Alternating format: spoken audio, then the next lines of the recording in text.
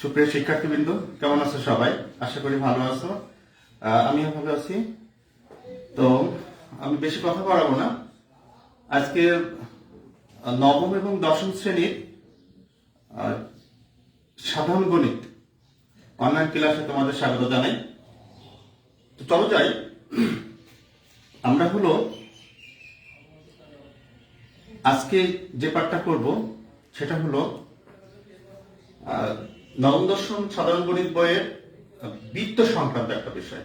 বৃত্ত সংক্রান্ত কিছু তথ্য আজকে আমরা জানবো আর আমি তোমাদের মাঝে তুলে ধরবো। আশা করি তোমাদের এই জ্যামিতি পাঠের বৃত্তর বিষয় সম্পর্কে একটা সম্ভব ধারণা আসবে। সেখান থেকে এমসিকিউ প্রশ্ন হোক, সৃজনশীল প্রশ্ন হোক, সব প্রশ্নগুলো আশা করি অ্যান্সার করতে পারবে।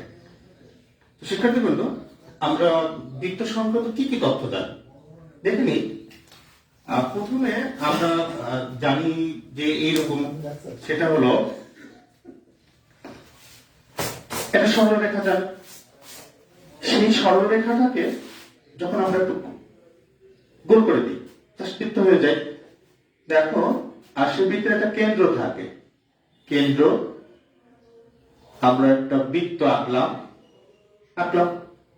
এই বৃত্তের কেন্দ্র থাকে। সেই কেন্দ্র থেকে যদি আমি পরিধি পর্যন্ত একটা রেখা টেনে দিলাম, কেন্দ্রটাকে ও দিলাম, আর একটা রেখা দিলাম ও এ।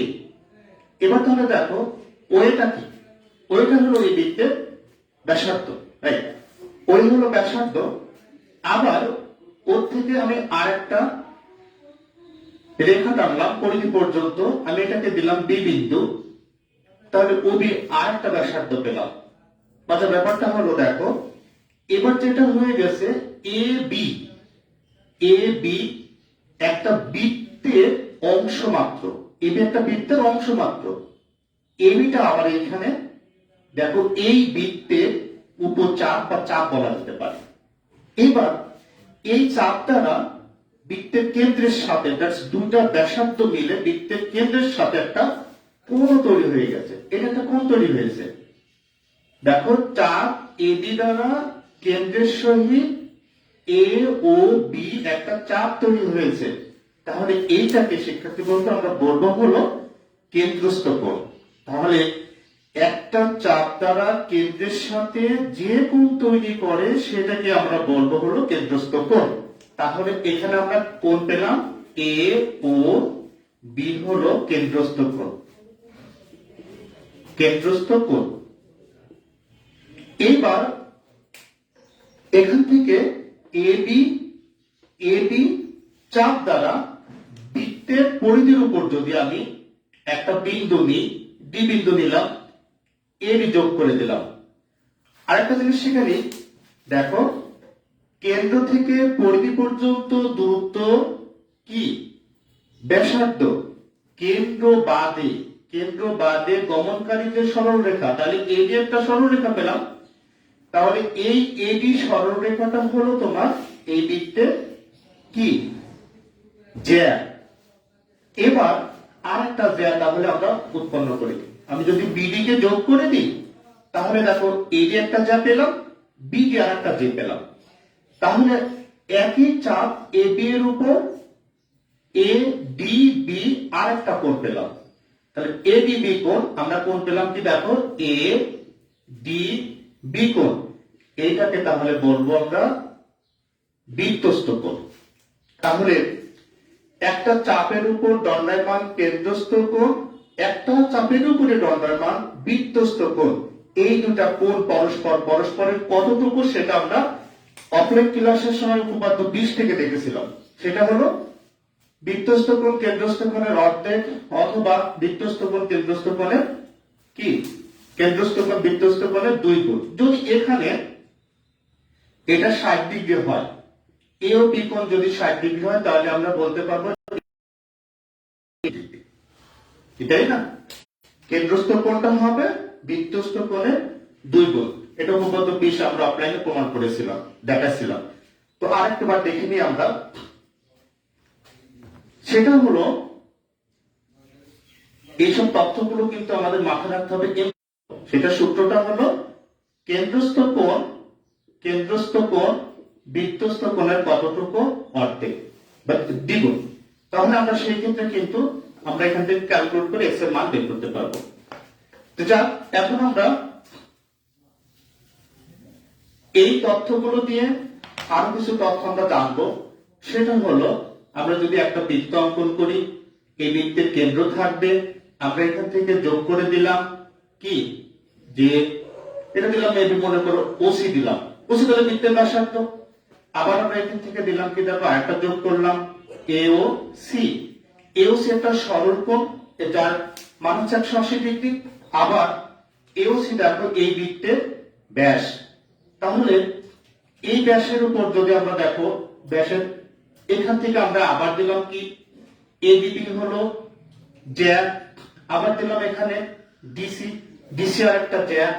তাহলে অর্ধবৃত্তস্থ কোণ অর্থাৎ অর্ধবৃত্তস্থ কোণ অলরেডি আমরা জানি হলো অর্ধবৃত্তস্থ কোণ এক সমকোণ।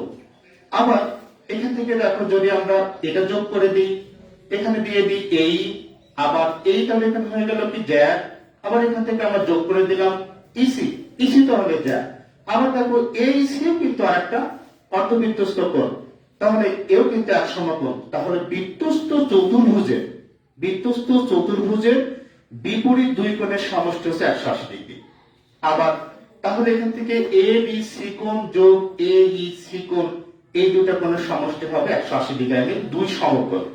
আবার ডি এস ডি এ ই কোণ আবার ই সি ডি কোণ এই দুটো কোণের সমষ্টি কিন্তু কি 180 ডিগ্রি। তাহলে এভাবে কিন্তু আমরা বেশ কিছু জ্যামিতির তথ্যগুলো মাথায় রাখবো এবং এইসব তথ্যগুলো দিয়ে দেখো আজকে আমরা উপপাদ্য 20 আর যেহেতু অফ ক্লাসে করানো হয়েছে, এরপরে আমরা এই অনুশীলনী অর্থাৎ 8.2 অনুশীলনীতে বেশ কিছু ইম্পর্টেন্ট জ্যামিতিক তথ্য রয়েছে সেইগুলো জানবো। সেটা হলো উপপাদ্য 8.2 এর হলো 1 নম্বর, 2 নম্বর, 4 নম্বর। তো আমরা এখন 1 নম্বরের কাছে চলে আসি। 1 নম্বর প্রশ্নটি ছিল এরকম, অকেন্দ্র বিশিষ্ট একটা বৃত্ত ছিল, আমি দিলাম অকেন্দ্র বিশিষ্ট বৃত্ত আর একটা বৃত্তস্থ চতুর্ভুজ ছিল, আমি বৃত্তস্থ চতুর্ভুজ দিয়ে দিই।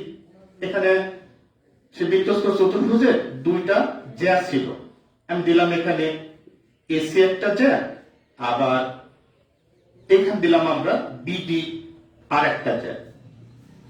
তাহলে দেখো এই এসি আর বিডি জ্যা দুটো কিন্তু কেন্দ্র দিয়ে যায়নি, তাহলে এসি আর বিডি জ্যাদ্বয় পরস্পর বৃত্তের অভ্যন্তরে এখানে আমরা দিলাম যে ই বিন্দুতে সেট করেছে।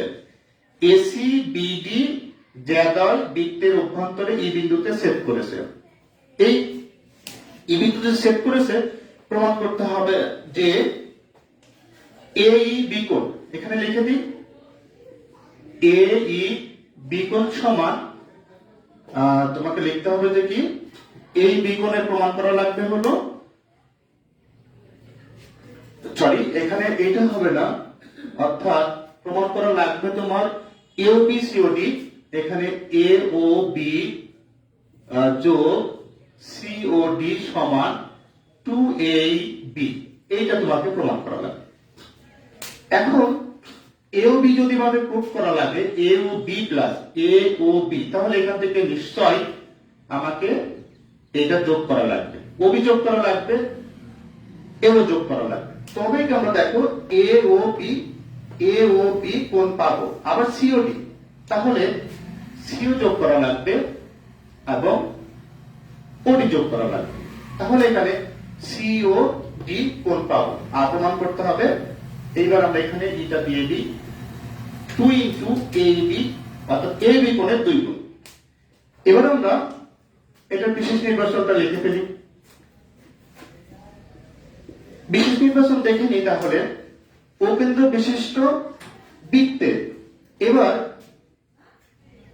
এবি বিসি সিডি এবি, তাহলে অকেন্দ্র বিশিষ্ট এ বি সি ডি বৃত্তে এসি বিডি যে একই পরস্পর বৃত্তের অভ্যন্তরে ই বিন্দুতে মিলিত হয়েছে, এই বিন্দুতে মিলিত হয়েছে। ও এ, তাহলে ও এ, ও বি, ও সি, ও ডি যোগ করি। তাহলে লিখে নি ও কেন্দ্র বিশিষ্ট বৃত্তে এসি ও বিডি কর্ণদ্বয় পরস্পর ই বিন্দুতে ছেদ করেছে, তারপরে ও বি, ও এ, ও সি, ও ডি যোগ করি। প্রমাণ করতে হবে যে এ ও বি যোগ সিওডি সমান 2AEB। এবার এই পর্যন্ত হওয়ার পর আমরা সরাসরি প্রমাণ চলে যাই। দেখো যে কথাটা বলেছিলাম, এ ও বি যখন আমার প্রমাণ করার কথা বলছে, তাহলে এ ও বি এখানে কোণ উৎপন্ন করেছে, এ বি চাপ। আমরা এখন লিখে দিই, দেখো এ বি চাপে দণ্ডায়মান কেন্দ্রস্থ কোণ।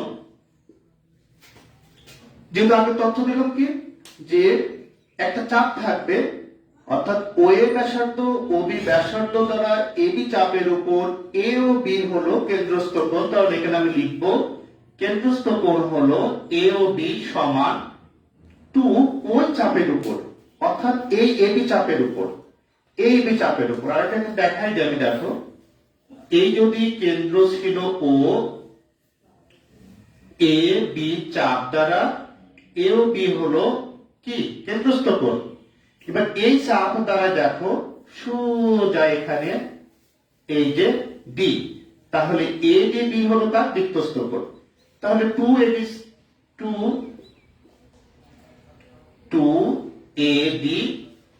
হবে। এ ও বি কেন্দ্রস্থ কোণ এবি চাপের উপর, এডিবি বৃত্তস্থ কোণ এবি চাপের উপর। উপপাদ্য 20 এর সাহায্যে আমরা পাচ্ছি।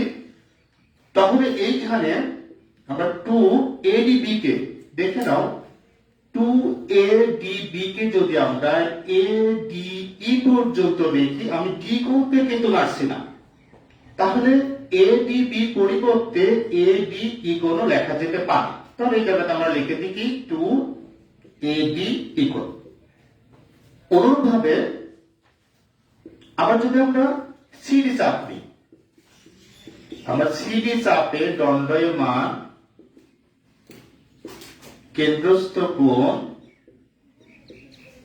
এখন প্রশ্ন হতে পারে সিডি কেন চাপ দিলাম স্যার?